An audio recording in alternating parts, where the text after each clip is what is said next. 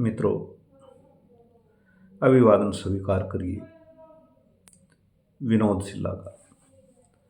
पुस्तक चर्चा में आज आपके समक्ष पुस्तक लेकर हाजिर हूँ। पुस्तक है संवेदना के संवर।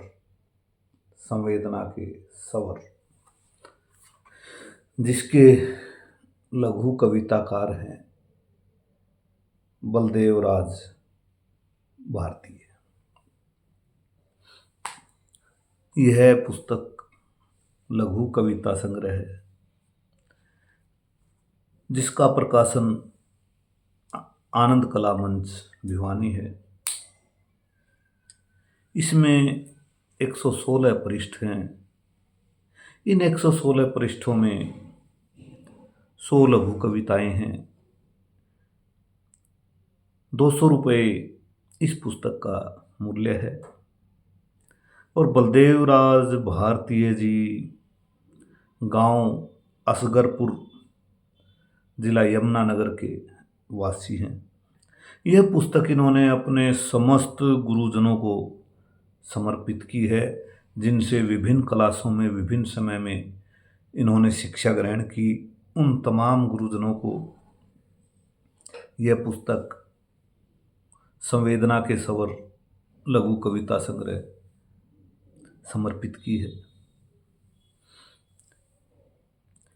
इनमें इस पुस्तक में बहुत विषयों पे अलग अलग तरह की भावना से ओतप्रोत 100 लघु कविताएं हैं, जिनमें से कुछ एक लघु कविताएं आपके साथ साझी करूंगा।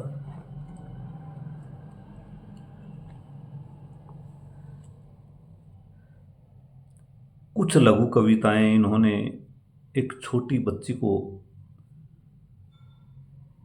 समर्पित की हैं। वह छोटी बच्ची जिसके पिताजी इस दुनिया से चले गए,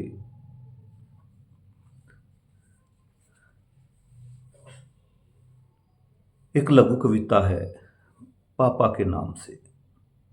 छोटी सी वह बच्ची, छोटी सी वह बच्ची अक्सर बैठी रहती कक्षा में चुपचाप। छोटी सी वह बच्ची अक्सर बैठी रहती कक्षा में चुपचाप।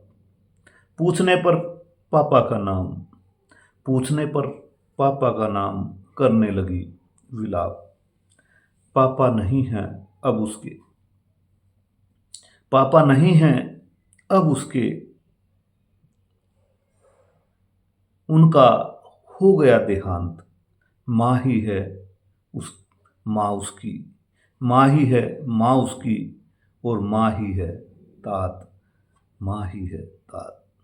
एक पिता विहीन छात्रा का दुख, पिता खोने का दुख इस लघु कविता में लेखक ने व्यक्त किया है। और भी अन्य कई रचनाएं हैं इसी बेटी से, इसी छात्रा से संबंधित। अध्यापक और छात्रा के संवाद भी हैं। अध्यापक द्वारा छात्रा की समय समय पर की गई हेल्प का भी चित्रण किया गया है। अगली एक रचना है इनकी जिसका शीर्षक है बचपन। कभी कभी यादों में जब बचपन महक जाता है, कभी कभी यादों में जब बचपन महक जाता है, दिल बचपन को फिर से, दिल बचपन को फिर से पाने के लिए मचल जाता है। आ जाती है चेहरे पर ऐसे में रौनक, आ जाती है चेहरे पर ऐसे में रौनक। दिल गुड्डे गुडियों सा, दिल गुड्डे गुडियों सा फिर उछलने लगता है। मुट्ठी से रेत की तरह बचपन फिसलने लगता है, मुट्ठी से रेत की तरह बचपन फिसलने लगता है। बलदेव राज भारतीय ने अपने भीतर आज भी अपना बचपन बचा कर रखा हुआ है। वही बचपन, वही बचपने के भाव, वही बचपन की यादें इस लघु कविता के माध्यम से लेखक ने व्यक्त की हैं। एक और लघु कविता है इनकी, उसी बचपन को, उसी बाल्यकाल को, उसी विद्यालयी समय को, उसी विद्यार्थी जीवन को एक लघु कविता से याद करते हैं, जिसका शीर्षक है स्याही और सलेटी। वो पहले पहल स्कूल में जाना, तख्ती स्लेट का अद्भुत जमाना, कलम दवात स्याही और सलेटी, कलम दवात स्याही और सलेटी, वो स्याही का टोबा, वो स्याही का टोबा, और चुपके से सलेटी को खाना, वो पल पल के झगड़े, वो आपस के रगड़े, धुंधली सी यादों में, धुंधली सी यादों में, बचपन के किस्से, हल्की सी मुस्कान, हल्की सी मुस्कान अधरों पे पसरे, हल्की सी मुस्कान अधरों पे पसरे। वो एक अलग ही वक्त था जिसको बलदेवराज भारती इस लघु कविता के माध्यम से व्यक्त करते हैं, इस लघु कविता के माध्यम से याद करते हैं। मैंने भी वो जीवन जिया है।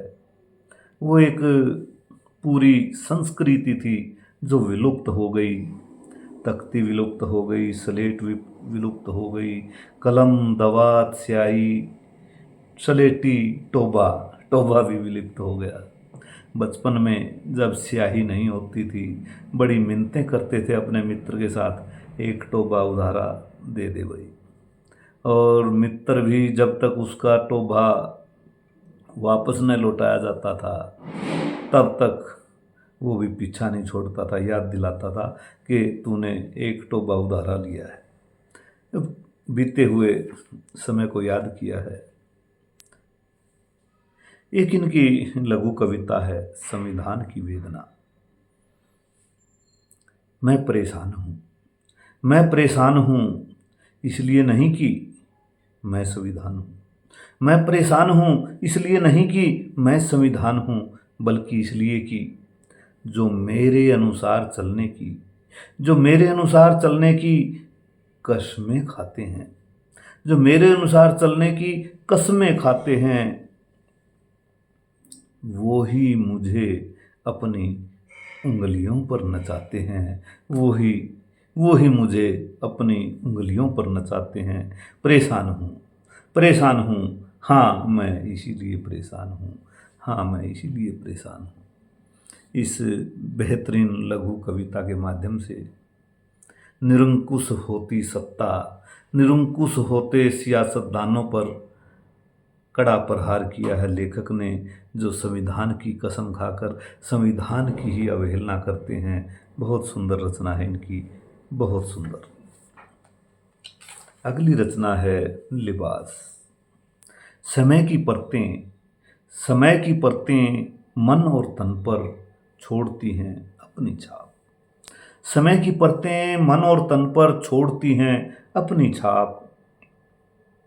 फूटती हैं नव कोपलें, फूटती हैं नव कोपलें, लेती है कुदरत अंगड़ाई। नए युग का होता आगाज, नए युग का होता है आगाज, मनुष्य की तरह, मनुष्य की तरह प्रकृति भी बदलती है, मनुष्य की तरह प्रकृति भी बदलती है, अपने लिबास बदलती है, अपने लिबास।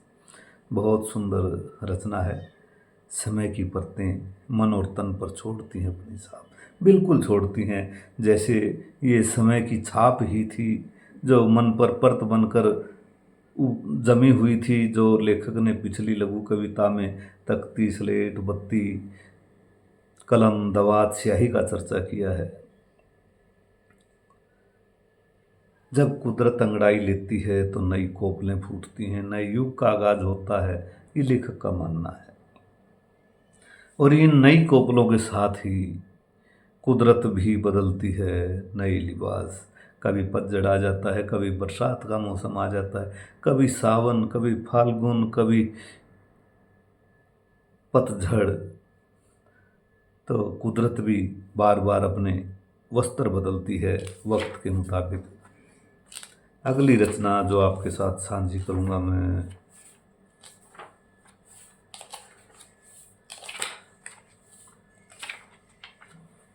रिश्ते रिश्ते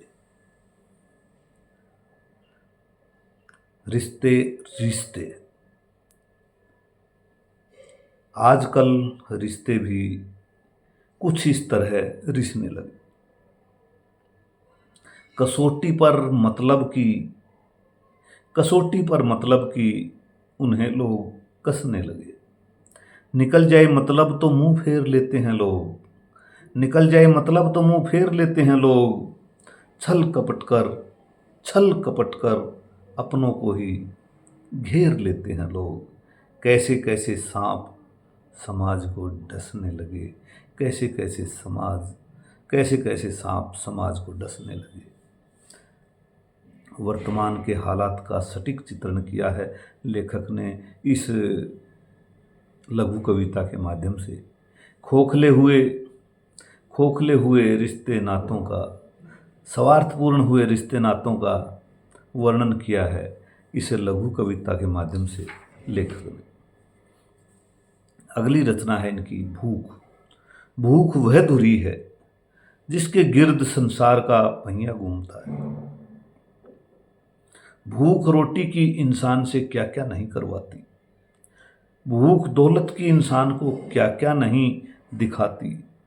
भूख है वो बला जो उससे अच्छा भला काम है करवाती। भूख का बिल्कुल सटीक चित्रण किया है लेखक ने। भूख इंसान से क्या करवा देती है। अच्छे भले इंसान को भी दरबदर कर देती है भूख। लेकिन भूख तो सभी प्राणियों को लगती है। बाकी के लोग उतना ही अर्जित करते हैं। बाकी के जीव उतना ही अर्जित करते हैं जितनी उनको भूख है। लेकिन ये इंसान है कि इतना अर्जित कर लेता है, इतना उसको तसल्ली, उसको संतुष्टि, उसको सेटिस्फैक्शन होती ही नहीं और अनैतिक कार्य करता है इसके लिए वो अलग से।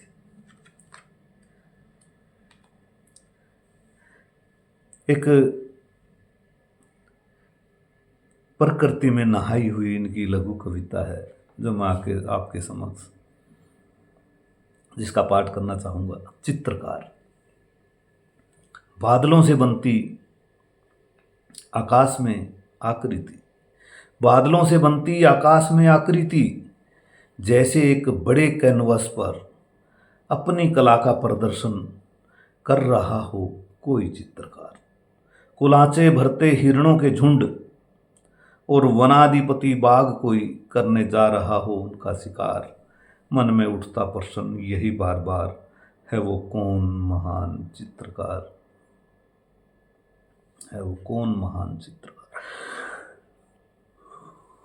बादलों से आकाश में तरह तरह की आकृतियां बनती हैं जिनका लेखक ने इस लघु कविता के माध्यम से वर्णन किया है। तरह तरह के चित्र बनते हैं।